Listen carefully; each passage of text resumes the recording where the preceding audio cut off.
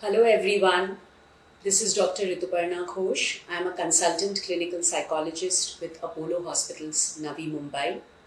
Today I am here to discuss one very pertinent topic to create awareness on this topic, because in today's world we are encountering a lot of concerns related to this issue in every strata of our society. The topic for today's discussion is Life is Beautiful, Don't Give Up. So on World Suicide Prevention Day, we are here to discuss this important topic because every mind matters. First of all, I would like to throw light on the fact that we need to take care of our mind the way we give importance to our body.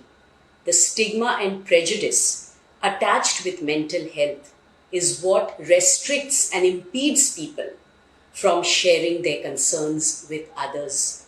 And they keep on delving deep into the shackles of depression, stress, and at times the ultimate result is a self-harm or a suicide.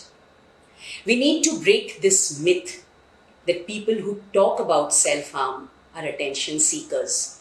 Many a times I have heard people saying that somebody is talking at times of killing themselves and that person is an attention seeker. No, high time we need to understand this, that it is not about attention seeking. Yes, another thing which we need to understand is that people don't die from suicide.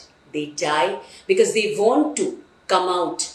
They want to come out of the pain. They want to escape that pain and suffering and the sadness that is revolving around their lives. It's a very common thing when such an unfortunate incident happens. People tell, how can that person do this? How can a person take his or her life? They were so strong. Let me tell you one thing. Suicide has nothing to do with being strong or being weak. And a person who is delving deep into any sort of mental distress, if we watch closely as a caregiver, as a person who wants to love and care for that particular person, these people do give red signals and there are alarming signs we need to understand so that we can save that person and save a life. Now, what are these red flags and signals? If there is an unfortunate incident or a traumatic incident that has happened in the family, suppose death of a loved one, relationship breakup, abuse, suddenly you see a person getting himself socially isolated from others. The person is suffering from too much of mood swings. There is a drastic change in his or her behavior, too much of aggressiveness, drinking or smoking too much, talking about self-harm whenever he or she is sitting with others, Googling information or seeking information from social sites about how to kill or harm themselves, feelings of hopelessness, talking about as if he or she is a burden to the world. So these are the red flags or signals that we need to understand and render care and support to that person. How do we help such a person?